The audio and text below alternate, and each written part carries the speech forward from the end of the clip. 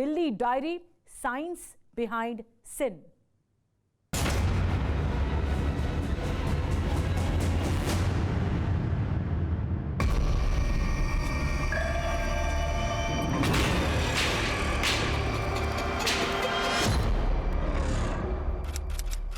सोलह दिसंबर 2001, नई दिल्ली।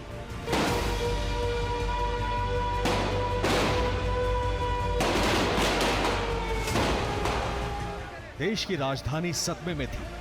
संसद पर आत्मघाती हमला हुए 3 दिन बीत चुके थे। पाकिस्तान से जैश ए मोहम्मद और लश्कर तैयबा के आतंकियों को उसी दिन मार दिया गया था। लेकिन ये सवाल देश की जनता, सरकार और दिल्ली पुलिस को बेचैन किए हुए था कि आतंकियों की मदद करने वाले गद्दार कौन थे। उस दिन दिल्ली पुलिस इसी सवाल का जवाब लेकर मीडिया के सामने आई। दिल्ली पुलिस ने संसद पर हमले के आरोप में 3 लोगों को गिरफ्तार किया। जम्मू कश्मीर के बारामूला का अफजल गुरु, उसका चचेरा भाई शौकत हुसैन गुरु और बारामूला के ही निवासी SR गिलानी, जो दिल्ली यूनिवर्सिटी में अरबी भाषा के प्रोफेसर थे। The ISI connection is very clear. This man is saying that he went across to Pakistan POK. He stayed for 2.5 months in Muzaffarabad, got militant training over there. The camp was being run by ISI, so it is very evident. जांच, trial और appeal के बाद SR Gilani को बरी कर दिया गया। लेकिन आतंकवाद को एक नया चेहरा मिल चुका था, जिसका नाम था अफजल गुरु। इससे पहले यही माना जाता था कि जम्मू कश्मीर से पूरे देश में फैले आतंकवाद की नर्सरी पाकिस्तान के मदरसे ही है। अफजल गुरु को आतंक की घुट्टी किसी कट्टरपंथी ने नहीं पिलाई थी। वो श्रीनगर मेडिकल कॉलेज में 1 साल की पढ़ाई करने के बाद दहशतगर्दी के रास्ते पर निकल पड़ा था। 21वीं सदी की दहशतगर्दी का यह पहला सबक था कि आतंकवादी अब सफेद पोश हो गए हैं। इसलिए आतंक से जंग और मुश्किल होने वाली है। Operation commander. 24 साल बाद 10 नवंबर 2025, लाल किला, दिल्ली।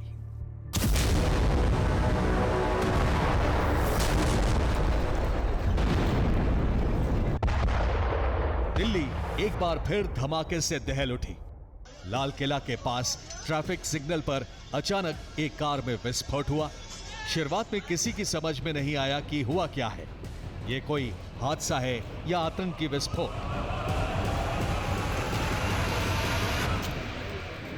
सीपी दिल्ली और स्पेशल ब्रांच के इंचार्ज स्पॉट पर मौजूद हैं। हम सभी संभावनाओं को तराश रहे हैं और सभी संभावनाओं को ध्यान में रखकर इसकी गहन जांच की जाएगी। सभी ऑप्शन की तुरंत जांच होकर नतीजा जो आएगा, जांच हम जनता के सामने रखेंगे। ज्यादा देर नहीं लगी। जिस I-10 कार में विस्फोट हुआ था, उसमें ड्राइविंग सीट पर बैठे शख्स का चेहरा CCTV में दिखा तो आतंकी साजिश की तस्वीर साफ होने लगी।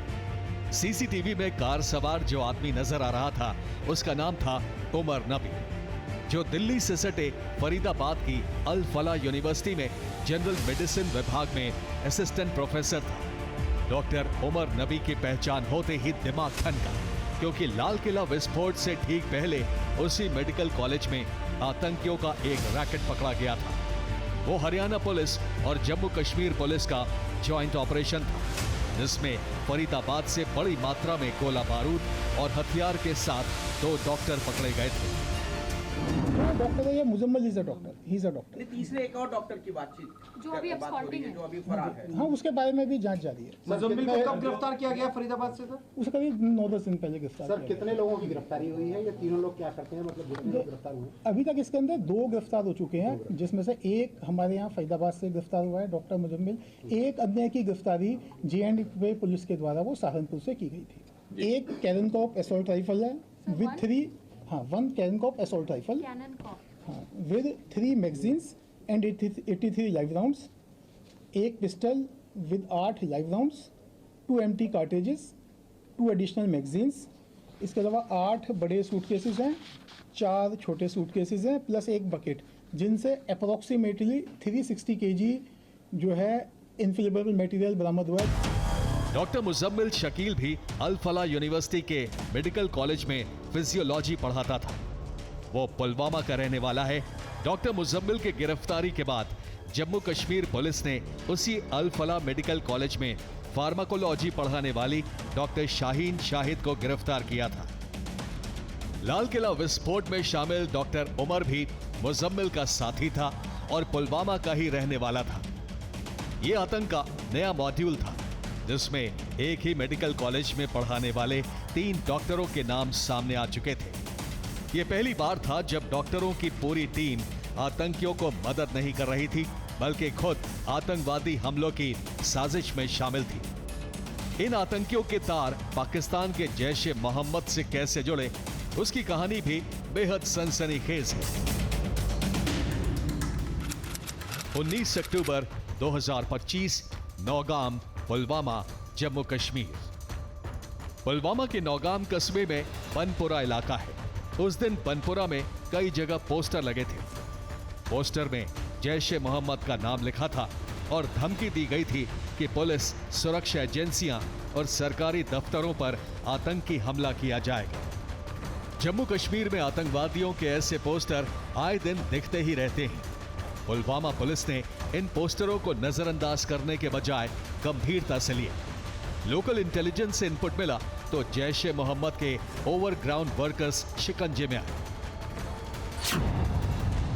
आतंकी पोस्टर चिपकाने के शक में नौगाम से आरिफ निसार डार उर्फ साहिल, यासिर उल अशरफ और मकसूद अहमद डार उर्फ शाहिद को गिरफ्तार किया गया। नौगाम से पकड़े गए आतंकियों से सुराग मिला तो शोपियां में मौलवी इरफान अहमद और गांदेरबल से जमीर अहमद अहनगर उर्फ मुतलाशा को पकड़ा गया।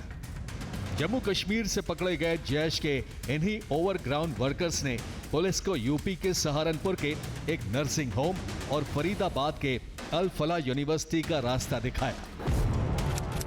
7 नवंबर 2025, सहारनपुर, उत्तर प्रदेश।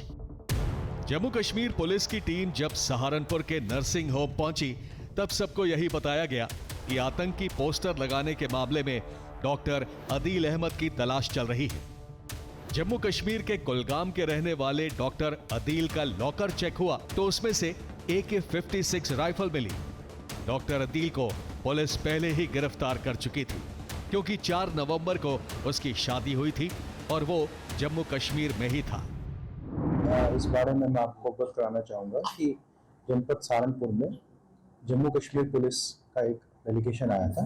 वो अपने साथ जो है इस इनके केस में जो वांछित है, जैसे कि आपने बताया, ये डॉक्टर हैं, ये कुतुबशहर थाना क्षेत्र के निवासी हैं और वो हमसे पुलिस का कॉपरेशन लेने आए थे इसको पकड़ने के लिए।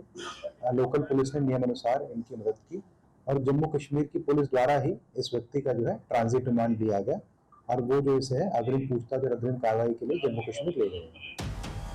डॉक्टर अदील के जरिए जम्मू कश्मीर पुलिस फरीदाबाद में डॉक्टर मुजम्मिल तक पहुंची और मुजम्मिल से डॉक्टर शाहीन शाहिद तक। इस रैकेट में जितने भी लोग पकड़े गए उनमें सिर्फ शाहीन ही है जो जम्मू कश्मीर से ताल्लुक नहीं रखती।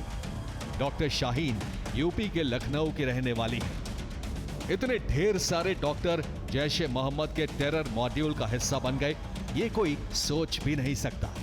इनके घर वालों का भी यही दावा है कि उन्हें रत्ती भर भनक नहीं लगी कि डॉक्टर बनकर वो दहशतगर्दी के रास्ते पर कब चल पड़े।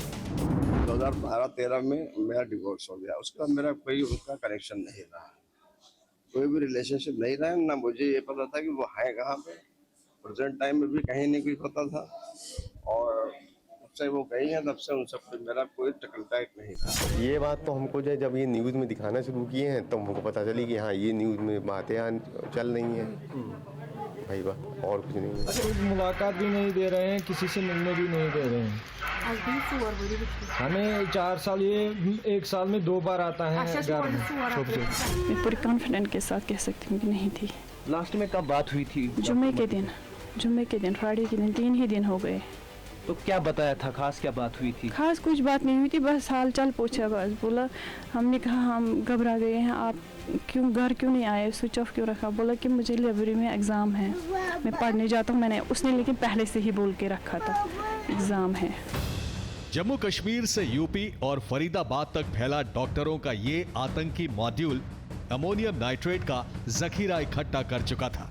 शक है कि उसी का इस्तेमाल विस्फोटक के तौर पर लाल किला के पास ब्लास्ट में भी हुआ। देश में पहले भी आतंकियों ने अमोनियम नाइट्रेट से धमाके किए हैं, इसलिए सवाल जुगाड़ के बारूद का नहीं है। परेशान करने वाली बात है आतंकियों का नया किरदार। अब तक पाकिस्तान से चलने वाले आतंकियों का सिरदर्द यही था कि वो आतंकी हमलों के लिए फंड कैसे भेजेंगे।